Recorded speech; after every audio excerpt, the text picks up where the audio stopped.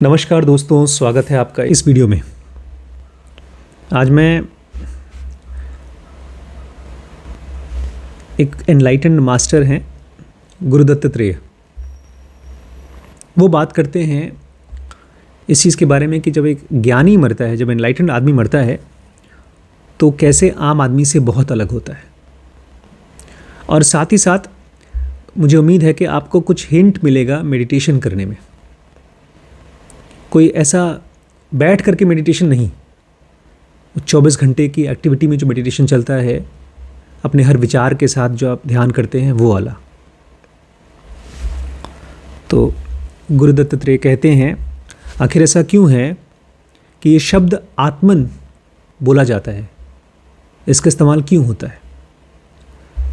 अपने अंदर में शरीर तो है, लेकिन कृष्ण जैसे लोगों ने आत्मा वर्ड क्यों यूज़ किया है, इसको थोड़ा समझने में मुश्किल होगी, लेकिन मैं धीरे धीरे आप लोगों के साथ चलूँगा। गुरुदत्त कहते हैं कि हमारे शरीर के सारी एक्टिविटीज़, सारे काम प्राण करता है। प्राण के अलग अलग रूप हैं हमारे शरीर में आने के। जो हम खाना खाते हैं वो भी एक तरह का प्राण है, जो सुनते हैं वो भी प्राण है, सांस लेते हैं वो तो प्राण है ही। 24 घंटे हम जो कुछ भी करते हैं वो सारे काम हमारे शरीर में प्राण से होता है। और खाली यहाँ तक नहीं, जब एक आदमी समाधि में जाता है वो भी प्राण की ही मदद से ही होता है। जब उसका प्राण का अंदर बॉडी का एक सिस्टम है, मूवमेंट है प्राण का। अभी तो हमारे प्राण अंदर जाते हैं और बाहर आते हैं, लेकिन जो आदमी समाधि में जाता है उसके प्राण अंदर और बाहर नहीं जाते, उसके प्राण अंदर ही घूमते रहते हैं शरीर में ही। तो वो भी प्राण का ही वजह से होता है। लेकिन इन सब प्रोसेस में जो आत्म है, जिसको आप डिवाइन फ्रैगमेंट कहते हैं, भगवान कहते हैं, वो कुछ करता नहीं। वो केवल एक ऑनलुकर है, दूर खड़ा होकर देखने वाला। ठीक ऐसे जैसे इस कमरे में हम लोग बातचीत कर रहे हैं, ये हीटर गर्मी दे रहा है, ये अलमारी ने किताब को पकड़ रखा है, सब चीज़ काम कर रही है। लेकिन इस कमरे में एक चीज़ है जिसकी वजह से काम हो रहा है, लेकिन वो काम नहीं कर रही है। स्पेस, खाली जगह। अब जब खाली बोलते हैं तो खाली लगता है, लेकिन है अपने आप में बहुत पावरफुल बेस हमारे अंदर में। आत्मन वही पावरफुल बेस है जो कुछ करता नहीं है। करता है कौन? प्राण। हमारी सारी एक्टिविटी कौन करता है? प्राण। और देखने वाला कौन है? आत्मन। अब एक ज्ञान योगी दुनिया को समझता है, लेकिन उससे भी ज़्यादा समझता है खुद को शब्दों से। तो मैं इसी शब्द की मदद से आपको समझाने की कोशिश कर रहा हूँ। गुरुदत्त कहते हैं आत्मा या आत्मज्ञान का मतलब होता है एक चेतना। आज गरिमा जब आई थी कमरे में, अभी तो आप लोग के आने के पहले, तो बीमार थी, थकी हुई थी। उसके बाद बातचीत करते करते ये ठीक हो गई। आप लोग भी आते हैं, थके होते हैं, कभी कभी बोर होते हैं, कभी कभी दुखी होते हैं, और जब क्लास हो जाती है उसके बाद आप ठीक हो जाते हैं। तो जो बदलता है वो चेतना होती है। चेतना मतलब एक ऐसा माइंड का पार्ट जो चीज़ों को महसूस करती है। जब आप बोर होते हैं तो आपके मन के अंदर में, आपकी चेतना में एक खास रंग चल रहा होता है, जिसको आप बोर्डम कहते हैं। जैसे उंगली में जब दर्द होता है तो वहाँ पर कुछ केमिकल्स रिलीज होते हैं, उसको दर्द बोलते हैं। लेकिन वो खाली केमिकल की वजह से नहीं होता, उस केमिकल को महसूस करने वाला कोई चीज़ होना चाहिए। जब डॉक्टर बेहोश करने की दवाई देता है, कहीं उंगली में, कहीं पैर में, तो पूरा एरिया सुन्न हो जाता है। सुन्न होने का मतलब है वहाँ पर चेतना नहीं है। अब मैं चाहता हूँ आप इस चीज़ को पहचानें कि आपकी बॉडी में चेतना कहाँ है। बिकॉज वही चेतना है जो किसी चीज़ से बंधी हुई नहीं है, वो हमेशा फ्री है। प्राण मतलब जो आप खाते हैं, जो आप सूंघते हैं, जो आप देखते हैं, वो तो सब काम करती है, इसलिए वो बंधी हुई है। पेट दर्द करेगा अगर उसको भूख लगेगी। पेट दर्द करेगा अगर आपने ज़्यादा खा लिया। आपने कोई गाना सुन रहे हैं सुबह से, 2 दिन से, 4 दिन से वही गाना सुन रहे हैं, कुछ दिन में आपके कान पक जाएंगे उसको सुनते सुनते। खाना बनाते बनाते एकदम उल्टी सी आती है, खाने का मन नहीं करता, ये सब प्राणों की वजह से है कि उस प्राण का मतलब खाने का, आपके सांस में, आँखों में जो देख रहे हैं उसका, कान में जो सुन रहे हैं उसका एक भीड़ हो जाती है। अगर दिन भर यहाँ आप धूप में, गर्मी में मरीजों के साथ काम करते रहें, वो दिमाग में घुस जाता है। वो तो प्राण है, लेकिन उसके बावजूद, प्राणों के फंसने के बावजूद एक चीज़ है जो अलग रहती है, जो फंसती नहीं है। वो है आत्मा या तो चेतना, कॉन्शियसनेस। खाली एक ही बंधन है हमारे अंदर में, केवल एक बंधन है कि हमारा माइंड, हमारा मन हमको इस बॉडी के साथ में आइडेंटिफाई करता है। इस माइंड का बड़ा चक्कर है। एक छोटे से लेवल पे देखिए, एक आदमी और एक औरत जानते नहीं दूसरे को, शादी होती है, दोस्ती होती है, और कुछ ही महीनों में एक दूसरे के साथ आइडेंटिफाई करने लगते हैं। उसको चोट लगती है तो हमको दुख होता है। इससे भी ज़्यादा बड़ा ब्लंडर है कि एक चेतना जो मुक्त है, हमेशा मुक्त है, लेकिन फिर भी हम उस चेतना को महसूस करने के बजाय इस बॉडी को महसूस करते हैं। यही एक बंधन है। यही दुनिया में हर इंसान का बंधन है कि उसका माइंड उसको बॉडी के साथ आइडेंटिफाई कराता है, उसको बोलता है कि ये तुम हो, ये तुम हो, ये तुम हो।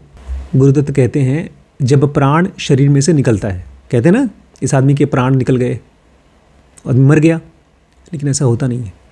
जब प्राण शरीर में से अलग होती है, आपके अंदर में चेतना नहीं रहती बॉडी में, लेकिन वो चेतना मरती नहीं है। मैं फिर से बोलता हूँ, एक ग्लास में पानी है, उस पानी को आपने धूप में रख दिया, वो पानी कुछ देर बाद गायब हो गया। क्या वो पानी मर गया? वो एक्सटिंग्विश हो गया, वैनिश हो गया, गायब हो गया, लेकिन वो मरा नहीं। जब प्राण शरीर को छोड़ती है तो चेतना गायब हो जाती है, लेकिन वो मरती नहीं है, उसका केवल एक रूप बदलता है। लेकिन इस चीज़ को एक अज्ञानी क्या बोलता है? मृत्यु, मौत, अंत, हमेशा हमेशा के लिए ख़त्म होना। लेकिन जो ज्ञानी है उसके लिए कुछ नहीं है। उसके लिए शरीर में से प्राण निकलना और चेतना का ख़त्म होना ठीक ऐसा ही है जैसे कि हम जब सोते हैं तो हमारे शरीर में चेतना का ख़त्म होता है, ठीक वैसे ही उसके लिए, ज्ञानी के लिए। ये मेरे लिए नई चीज़ थी। मुझे लगता था एक बाहर की दुनिया है जिसमें हम फंसे हैं, जब हम मुक्त होंगे तो यहाँ शरीर से और सबसे हट करके कहीं चले जाएंगे। लेकिन गुरुदत्त कहते हैं the world is in your mind. ये जो पूरी दुनिया है वो तुम्हारे मन में है। आप कभी अगर परेशान हो ना, तो इस चीज़ को अगर याद कर सके तो याद करिएगा, the world is in your mind. मैं भी होता हूँ बहुत बार। आज ही हुआ, मैं गया बैंक में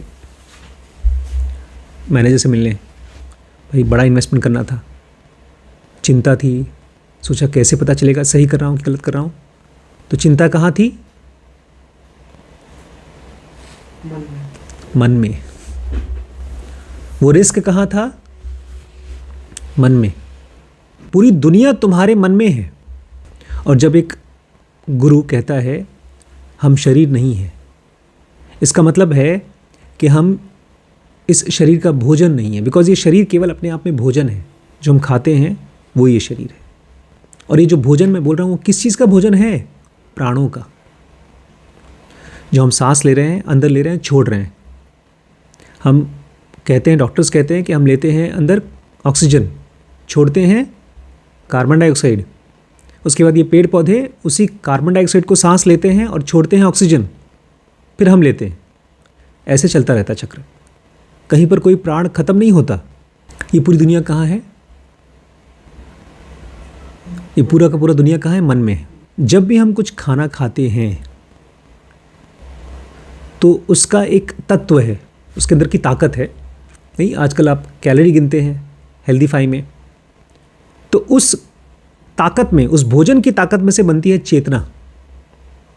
अरे भाई, खाना नहीं खाएंगे तो बेहोश हो जाएंगे, मर जाएंगे। भूखे हैं तो दुनिया दिखती नहीं, आंखें बंद हो जाती हैं। आंखें बंद हो जाती है मतलब आपके बॉडी में चेतना कम है, कॉन्शियसनेस कम है। तो आपने खाना खाया, उसमें से बनी चेतना, और उसी भोजन में से ही ब्रह्मांड बनता है आपकी चेतना में।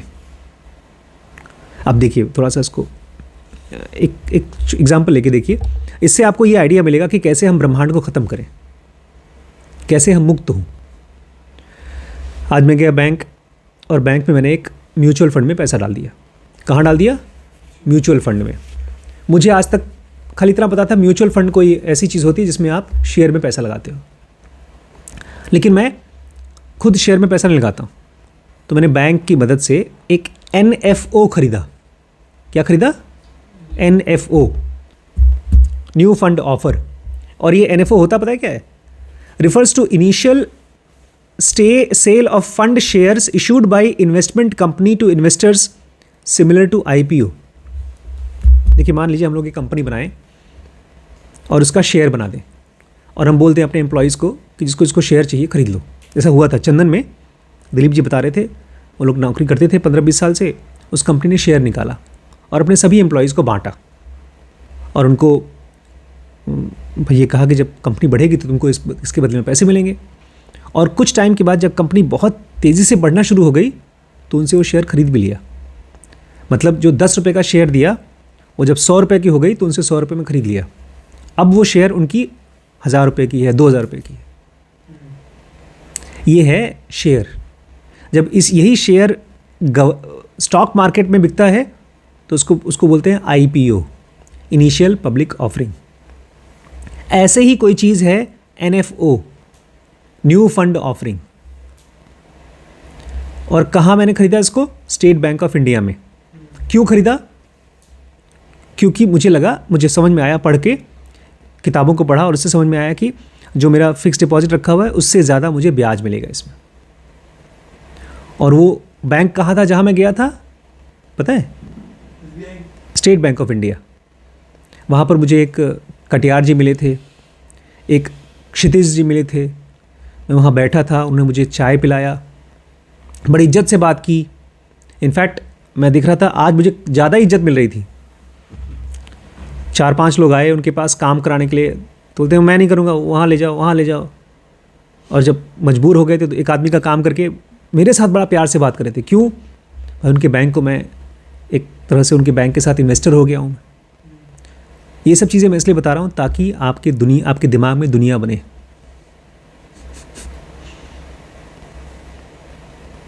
ये आपके दिमाग में दुनिया बना रहा हूँ मैंने अपने दिमाग में एक दुनिया बनाई है।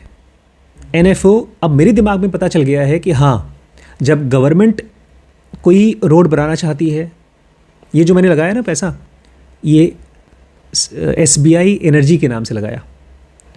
ये जो हम लोग बिजली यूज़ करते हैं, ये बड़ी बड़ी प्लांट बनती हैं, कोयला से बिजली बनाती हैं।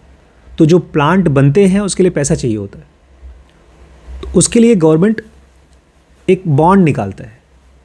गवर्नमेंट बोलता है देखो भाई, हमको 1000 करोड़ रुपये चाहिए। अभी हमारे पास पूरा पैसा नहीं है, कुछ हमारे पास है, कुछ पब्लिक के पास है, पब्लिक भी पैसा लगाओ। उस पब्लिक को पैसा लगाने के लिए वो निकालते हैं NFO।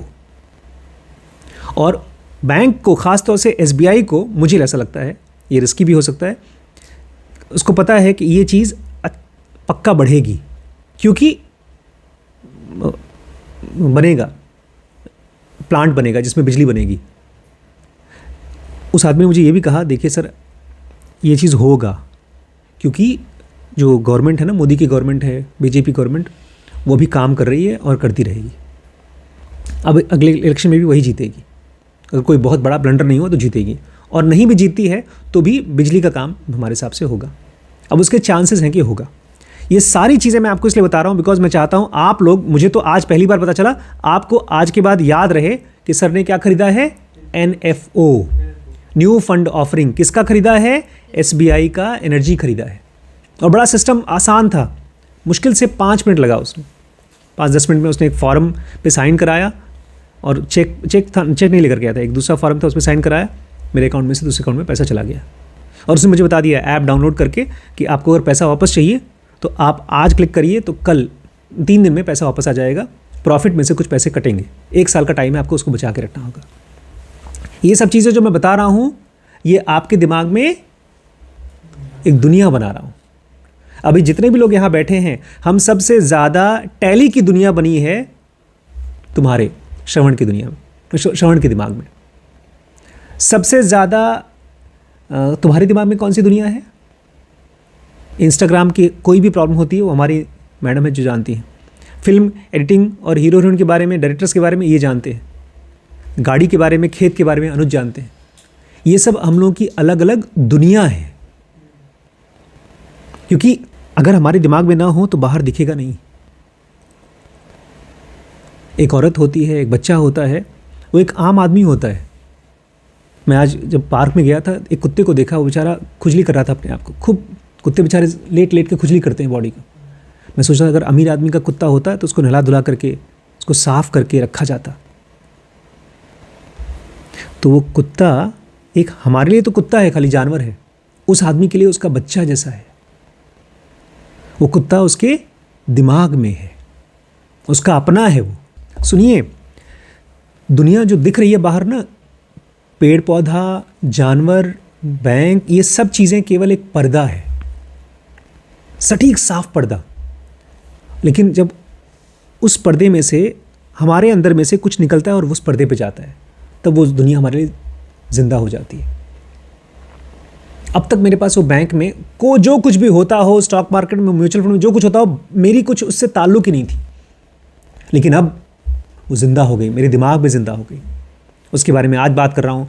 अगले 1 महीने में मैं रोज़ खोल खोल के देखूंगा भैया कि SBI एनर्जी कहाँ तक पहुँची, कुछ प्रॉफिट आया कि नहीं आया। तो दुनिया बाहर नहीं है, दुनिया हमारी चेतना में से हमने खाना खाया, उस खाने में से मेरे विचार बने, विचारों में से एक डिज़ायर बना और डिज़ायर में से दुनिया बनी। बाहर क्या है? केवल एक पर्दा है। नहीं होता पर्दा जिसके ऊपर पिक्चर देखते हैं आप, उसको पर्दा बोलते थे। तो बाहर बिल्डिंग नहीं है, लोग नहीं है, पर्दा है। मेरे लिए अनुज और श्रवण कौन थे? कुछ नहीं, 2 हाथ 2 पैर 2 आँख 2 नाक, बस। मैं क्या जानूँ कौन है। लेकिन अब ये लोग मेरे क्लास में आना शुरू कर दिए, तो मेरे लिए ये श्रवण है, ये अनुज है, मेरे भाई जैसे, छोटे भाई जैसे। ये क्यों है? क्योंकि ये मेरे दिमाग में है। स्क्रिप्चर्स में एक बड़ी कन्फ्यूजन, लोग जब कहते हैं कि ये दुनिया माया है, झूठ है, तो गुरुदत्त कहते हैं ऐसा मत बोलो, क्योंकि इस दुनिया में हर चीज़ हो रही है, एक्शन गोज ऑन। और अगर आप ये कहते हैं माया है तो आप गलत कह रहे हैं, वो है ना वहाँ पे। लेकिन हाँ, जब इस दुनिया को ब्रह्म की तरह देखोगे तब वो सच है। माया क्यों है? माया मतलब जो छलती है, जो आज है कल नहीं है। तो एक पेड़ 20, 25, 50 साल तक है, उसके बाद नहीं है। लेकिन अगर आप उसको ब्रह्म की तरह देखो, आत्म की तरह देखो, तब वो सच है। ये दोनों चीज़ें, कि ये दुनिया झूठ है, माया है, या ये दुनिया ब्रह्म है, सत्य है, ये दोनों चीज़ें हमारी चेतना के ऊपर सुपर इम्पोजिशन है। एक औरत का बच्चा मर जाता है तो क्या बोलती है? सब झूठ है, जिंदगी में कुछ रखा नहीं गया। क्यों? उसका बच्चा मर गया। जो चीज़ उसके लिए सामने थी, 20 साल से उसका बच्चा जिंदा था, अब वो खत्म, गायब हो गया, तो उसको बोलती है झूठ। सुपर इम्पोजिशन का मतलब क्या होता है? सुना है कभी आपने सुपर इम्पोजिशन? एक किताब के ऊपर जब आप कवर चढ़ाते हो तो उसको बोलते हैं सुपर इम्पोज होना। हम जो कपड़े पहनते हैं एक तरह से सुपर इम्पोजिशन है। बाहर की दुनिया पे हमारा कॉन्शियसनेस के ऊपर, हमारी चेतना के ऊपर चीज़ें सुपर इम्पोज हो जाती हैं। श्रीश हमारी लाइफ में था नहीं, हम लोग थे गुड़गांव में, हम लोग जानते भी नहीं थे कौन है। फिर श्रीश आया दुनिया में, और जब उनको हमने उनकी दादी के पास छोड़ दिया तो मेरी खूब लड़ाई होने लगी मम्मी से, उनकी रिम्पी से। उनको अपना बच्चा चाहिए था। मतलब हमारे जब श्रीश हो गए थे तो 4 साल तक श्रीश अपनी दादी के पास थे। हम लोग के पास कोई नौकरी नहीं थी तो हमने छोड़ दिया वहाँ पर। दोनों नौकरी पे चले जाते थे तो बड़ी परेशान रहती थी, दुखी रहती थी वो। एक ऐसा माइंड जिसमें कोई बच्चा नहीं, ना तो बच्चे के लिए प्यार, उसमें एक बच्चा आया और उसके लिए प्यार आया। ये है सुपर इम्पोजिशन ऑन कॉन्शियसनेस। एक कमरा है, कमरा खाली है, उसके ऊपर आपने सामान रख दिया, तो वो सामान इस खाली जगह पे एक सुपर इम्पोजिशन है। जब आप परेशान होते हैं किसी की बातचीत से, तो इस चीज़ को आप प्लीज़ देखिए कि ये एक सुपर इम्पोजिशन है। मेरे अंदर में एक चेतना है, उस चेतना के ऊपर एक विचार चल रहा है और उस विचार के ऊपर एक इमोशन का भार है। जो इस चीज़ को देख लेता है वो अपने चेतना में, कॉन्शियसनेस में पीछे जाता है, अलग हो जाता है। गरिमा बहुत स्ट्रेस्ड है 3 दिन से, पता है। 2 दिन तो बेचारी सोई ही नहीं, नींद ही नहीं आई इसको इस बात की चिंता थी कि क्या पता इसकी शादी कर दी जाए और उसको भेज दिया जाए किसी और के घर में, तो घर कैसा होगा। ये जो डर है ये अभी तो है नहीं, लेकिन उसकी चेतना में, उसके विचारों में उस डर ने खूब कस के कब्जा कर लिया। जो आदमी देख पाता है कि ये एक विचार है, एक इमोशन है, कहाँ पर, मेरी चेतना में, वो अलग होना शुरू हो जाता है। सुपर इम्पोजिशन मतलब ये आप नहीं है, ये आपका कपड़ा है, ये किताब नहीं है, किताब के ऊपर की एक खोल है, इसको बोलते हैं सुपर इम्पोजिशन। जब आप ऊपर से देखते हैं, कभी हवाई जहाज से देखेंगे ना, पता है ये धरती कैसी है, धरती किसी से बनी है, पानी से, और उसके ऊपर, पानी के ऊपर ये जो ज़मीन है पता है कैसी दिखती है, जैसे आप पानी ऊपर बाल्टी में पानी डाल दो और उसके ऊपर थोड़ा सा पाउडर फेंक दो, बस वही ज़मीन है, इतनी ज़मीन है बस धरती पे, पाउडर भर, उसी पे हम लोग रहते हैं। पानी वर्सेस ज़मीन, अंतर है एक बाल्टी में कितना पानी है और इतना पाउडर है, एक एक लेयर है पाउडर का, वो धरती ज़मीन है, उसके नीचे पानी है। इसलिए अगर हल्का सा सुनामी आ जाए, सब पाउडर गई, ज़मीन ख़त्म। और वो भी पता है क्या होता है, इतने सालों से ये जो ज़मीनें हैं, मतलब बड़े बड़े द्वीप हैं, अफ्रीका है, अमेरिका है, यूरोप है, ये सब के सब शिफ्ट हो रहे हैं। नहीं मालूम, ये पहले का, ये पूरी की पूरी जितना भी धरती का पीस है, ज़मीन मिट्टी थी, वो सब एक पीस थी, अब धीमे धीमे टूट रही है।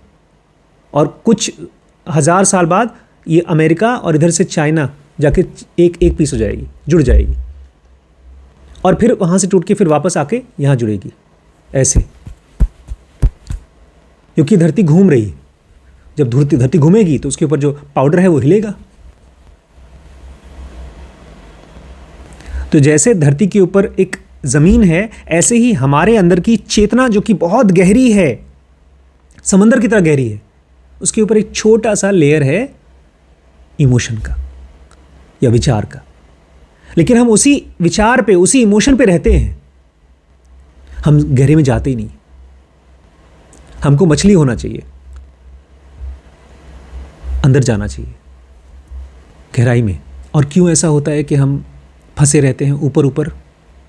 क्योंकि गुरुदत्त कहते हैं, तुम जो कुछ भी दुनिया में डील करते हो, आपस में बातचीत करते हो, काम धाम करते हो, उसका जो तरीका है वो बहुत उथला है, कमज़ोर है। हम शब्दों से डील करते हैं।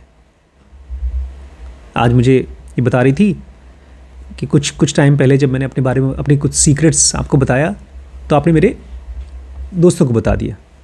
जैसे आप मुझे अपनी कोई सीक्रेट बताइए कि अपनी गर्लफ्रेंड है, उससे बातचीत किया, और फिर मैं आपके घर पे फ़ोन कर दूं पापा मम्मी को, कह रहे श्रवण की तो यहाँ गर्लफ्रेंड है, फिर वो आपको डांटें तो आप नाराज़ हो जाएं। लेकिन फिर मैंने इस गरिमा से पूछा, या मैं आपसे पूछूंगा कि क्या मैं आपको मार रहा हूँ? क्या मैं आपको नुकसान पहुँचा रहा हूँ? इसको थोड़ा समझिएगा प्लीज़, क्योंकि यहाँ पर पर्सनल बातचीत नहीं हो रही है। यहाँ पर बात हो रही है हम लोगों की ज़िंदगी की सारी डीलिंग काहे से होती है? स्ट्रेंथ ऑफ वर्ड, शब्दों की ताकत से। उससे बेटर एग्जाम्पल लेते हैं। हमारे पास फेवरेट एग्जाम्पल है, बहुत पुराना एग्जाम्पल है। अनुज भैया जाते हैं घर, क्या बोलते हैं?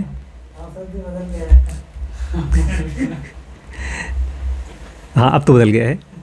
बोल के जाते हैं कि मैं कल आऊँगा, और फिर आते हैं 2 दिन बाद। तो वो जो शब्द है उसके ऊपर अगर मैं भरोसा करूं और इनको बोलूं कि तुमने जो बोला था वो तुमने किया नहीं, तो मेरी इनका कोई रिलेशनशिप ही नहीं। लेकिन मैं इनके साथ शब्दों से ज़्यादा भरोसा करता हूं, मतलब मैं इनको जानता हूं शब्दों से नहीं, इनकी बॉडी से, इनके माइंड से, इनकी बीइंग से। हम किसी इंसान को उसके मुंह से निकलने वाले शब्दों से जान सकते हैं या उसकी गहराई से जान सकते हैं। गुरुदत्त कहते हैं तुम्हारी ज़िंदगी में सारी एक्टिविटीज़ तुम शब्दों से करते हो। अगर तुम शब्दों का इस्तेमाल कम कर दो, अब मैं आपको एक प्रैक्टिस बता रहा हूँ, ध्यान का प्रैक्टिस। हम लोग गए थे नैनीताल और उसके बाद वहाँ से आगे गए थे तो एक नीम करोली बाबा जी हैं, उनकी एक शिष्या थी। जिस मंदिर में गए थे उन शिष्या की मूर्ति लगी हुई है, वहाँ मंदिर है। कहाँ था वो? भीमताल के पास। हाँ, भीमताल के पास था। और उस औरत ने पूरी ज़िंदगी केवल एक ही ध्यान किया है। कौन सा याद है? मौन व्रत था। वो बोलती नहीं थी। वो पहले नीम करोली बाबा जी के साथ रहती थी। जब वो बाबा जी चले गए छोड़कर, उसके बाद से वो मौन व्रत रहती थी। पूरी ज़िंदगी मौन व्रत रही, चुप रही। बात करना होता था तो एक कागज़ पे लिख करके बता देती थी क्या काम है, और बहुत ज़रूरी होता है तभी आदमी बोलता है। गुरुदत्त कहते हैं अगर तुम शब्दों का प्रयोग कम कर दो, थोड़ा मुश्किल होगा लेकिन उसको सच करने की कोशिश करो, तब तुम बाहर की दुनिया से अंदर में जाना शुरू कर दोगे, आत्मन में जाओगे। क्योंकि आत्मन में कोई शब्द नहीं होता। अभी भी हमारे शरीर में भी जब हम खाना खाते हैं तो पेट में खाना पहुंचता है और ये लिवर में और गॉल ब्लैडर में से उसको पचाने वाले तत्व आते हैं।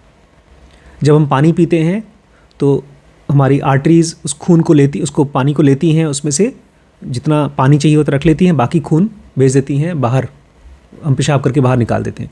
इन सभी एक्टिविटीज़ में कोई बातचीत नहीं होती। हमारा गुर्दा, हमारा दिल, हमारा ब्रेन, इनकी जो बातचीत है वो शोर नहीं मचाता, लड़ाई नहीं करता हमारा गुर्दा। अरे कितना काम दे रहे हो तुम, 10 लीटर पानी पी लिया तुमने, अब कब तक मैं साफ करता रहूँगा। चुपचाप बेचारा काम करता रहता है। नहीं कर पाता तो आदमी बीमार पड़ जाता है, गुर्दा फेल हो जाता है। लेकिन हम इस लाइफ में इसलिए इस माया में फंसे हैं क्योंकि हम शब्दों का ज़्यादा प्रयोग करते हैं और शब्दों पर ही विश्वास करते हैं। और शब्द हमने माँ के गर्भ के पहले से नहीं जानते थे। हमारी आत्मा में कोई शब्द नहीं है। हमने शब्द सीखे हैं जब हम गर्भ में माँ से बाहर निकले, तब माँ ने बताया, बोल बेटा पापा। अगर वो ना भी यूज़ करें शब्द, तब भी आप आराम से कनेक्ट कर सकते हैं, दूसरे के साथ भी और खुद के साथ भी। इस पूरी दुनिया का जितना भी एक्सपीरियंस है वो सब लिमिटेड है शब्दों की वजह से। यहाँ जो कुछ भी आप एक्सपीरियंस करेंगे वो ख़त्म हो जाता है, लेकिन आप उसको मिस क्यों करते हैं? शब्दों की वजह से। जानवर बहुत मिस नहीं करता, उसके साथ कोई अगर मर जाए तो अपना कुछ दिन में भूल जाता है। आदमी बुढ़ापे तक याद रखता है। बल्कि हमारी जो फोटोज़ हैं जो हम लगाते हैं मृत लोगों की, वो भी एक तरह से शब्द हैं। हमारा दिमाग भी फोटोज़ में सोचता है, शब्दों में सोचता है। शब्द मतलब खाली ABCD नहीं, शब्द मतलब फ़ोटोज़, शब्द मतलब आवाज़, शब्द मतलब मेमोरीज़। जितना कम हम शब्दों को यूज़ करेंगे उतना ही हम कम फिजिकल वर्ल्ड में फंसेंगे। गुरुदत्त कहते हैं हम लोग 24 घंटे बीइंगनेस में रहते हैं। बीइंगनेस मतलब शरीर के रूप में। और जब शरीर के रूप में नहीं रहते, आराम करते रहते हैं, फिर भी हम शरीर के रूप को ही सच मानते हैं। जब हम सपना देखते हैं तो हम शरीर का रूप से सपना देखते हैं, वो हमारी बीइंगनेस है। ये ऐसा हो गया जैसे कोई आदमी बचपन में हमारे साथ होता भी था, वैभव के साथ होता था, मेरे साथ होता था, गरिमा के साथ होता, आप लोगों के साथ होता था।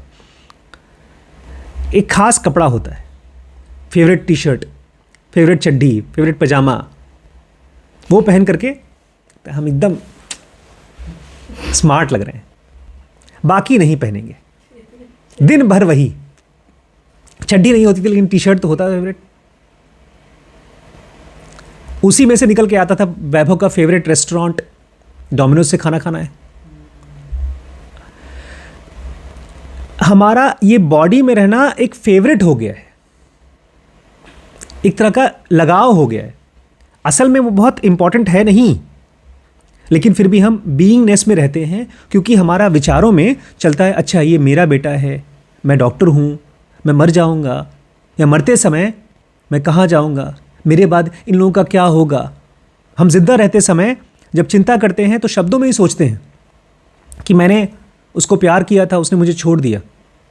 ये जो शब्द चलते रहते हैं ये हमको उस बीइंगनेस की वजह से आता है जो शरीर है। वो इंसान जो अपनी बीइंगनेस में से उठ करके निकल जाता है वो एक ऐसे आनंद में रहता है जिसको आप डिस्क्राइब नहीं कर सकते। बड़ी मौज होती है उसकी।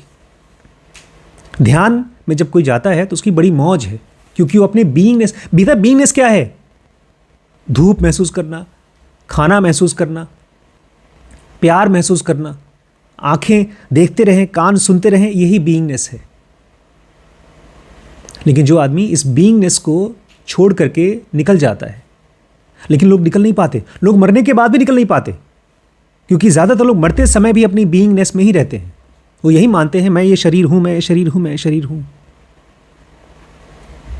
ये जो अशरफ नहीं है हमारा जो एम्प्लॉई है, अब तो नहीं है, वो छोड़ दिया उसने, उसकी माँ की जब डेथ हुई तो बताता है कि आखिरी के 1 हफ्तों में उन्होंने बाहर के लोगों से बातचीत करना बहुत कम कर दिया और लास्ट के 1-2 दिन तक वो किसी से बात नहीं करती थी, खाली अपने पति से बात करती थी। और आखिरी दिन वो किसी से बात नहीं करती थी, वो खाली भगवान का नाम लेती थी। बड़ी अच्छी औरत रही होंगी, भगवान का ही नाम ले रही, उनके विचारों में भगवान रहे, लेकिन फिर भी नाम था, शब्द थे, रूप था।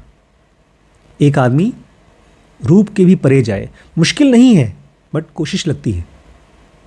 कुछ दिन, कुछ महीना बाहर बात करिए, जहाँ ज़रूरी हो बात करिए। बिना बात किए अगर काम हो सके तो आपको इस बीइंगनेस से मुक्त करेगा। अभी भी जो बेचारी गरिमा की जो प्रॉब्लम है ना, या जिस तरह के ढेर सारे मरीज आते हैं जो डिप्रेशन में होते हैं, एंग्जाइटी में होते हैं, उन सब की प्रॉब्लम केवल थॉट्स है। विचार इतने मजबूत हो जाते हैं अंदर, अरे ऐसा होगा, ऐसा हुआ मेरे साथ, ऐसा कैसे हो सकता है मेरे साथ, ये दिमाग बोलता रहता है और फिर उसको सच बना देता है क्योंकि उसको एक आप डर रहे हैं। देखा नहीं रात को जो आदमी डरता है, चेतना बता रही थी, उसके एक जीजा जी हैं, बड़े तंत्र की पूजा करते हैं, मतलब तंत्र की प्रार्थना वार्ता करते हैं।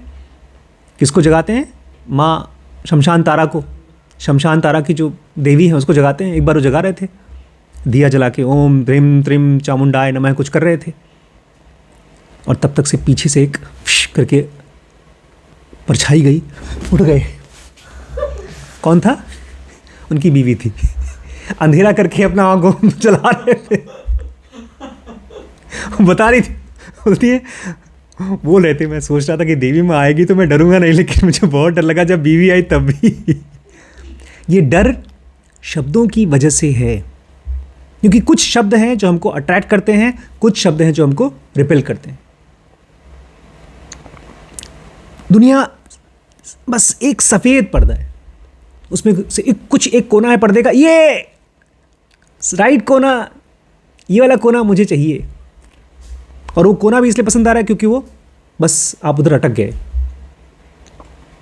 जब किसी के बारे में सोचते हैं तो आप शब्द सोच रहे हैं बस। और अंत में कहते हैं किसी भगवान पे या किसी देवी देवता पे विश्वास करने की ज़रूरत नहीं है, बस अपनी ही चेतना पे भरोसा करो। अब वो चेतना क्या है? चेतना वो है जो आप महसूस कर रहे हैं। जब आप सोते हैं तो अपनी चेतना को ही तो महसूस करते हैं, मतलब वो गायब हो जाती है, शरीर की चेतना गायब हो जाती है। लेकिन हम लोगों को डर लगता है, हम नींद में जाते हैं मजबूरी में, कोशिश करते हैं जगे रहें, सुनते रहें, बात करते रहें, देखते रहें, पूछते रहें, बताते रहें, नहीं तो डर लगता है, चुपचाप बैठने में डर लगता है। लेकिन वही चेतना जिसमें आप शोर मचा मचा के अपने आप को जिंदा महसूस करते हैं, वही चेतना में आपका भगवान भी है। वो चेतना का रूप स्पेस की तरह वही भगवान है। किसी और रूप को पूजा करने की ज़रूरत नहीं है। अपनी ही चेतना को जब भगवान मानोगे तब मुक्त हो पाओगे। हो सकता है शुरू में आपको दिक्कत हो तो कोई बात नहीं, आप ये मान लो कि आपकी चेतना विष्णु का रूप है या कृष्णमूर्ति का रूप है, कोई गुरु का रूप ले लो। लेकिन जब तक शब्द आपको परेशान करना बंद नहीं कर देते तब तक मदद लो। जैसे शब्द आपको डिस्टर्ब नहीं करते, शब्द डिस्टर्ब नहीं करते, जानते हैं ना कैसे होता है? आप सुन रहे हैं लेकिन आप डिस्टर्ब नहीं होते, कुछ भी हो किसी चीज़ से डिस्टर्ब नहीं होते। जब वो स्टेट आ जाए तब भगवान की भी ज़रूरत नहीं पड़ती। इसलिए शुरू में आप भगवान की मूर्ति रख लो, उससे आपको याद मेमोरी बनेगी कि हाँ एक तरफ दुनिया है जो ख़त्म हो जाती है, एक तरफ ये भगवान है जो कभी नहीं मरता। और उसके बाद जब पूरी तरह से वो सबसे इम्पॉर्टेंट हो जाता है, बाकी चीज़ें गौण हो जाती हैं, तब वो भी ख़त्म हो जाता है। भगवान भी केवल एक टूल है, एक औजार है। जैसे कांटे से कांटे को निकाला जाता है, सुई से कांटे को निकाला जाता है, उसके बाद सुई छोड़ देते हैं। ऐसे ही आपको एक टाइम के बाद भगवान को भी छोड़ देना होता है। ठीक है।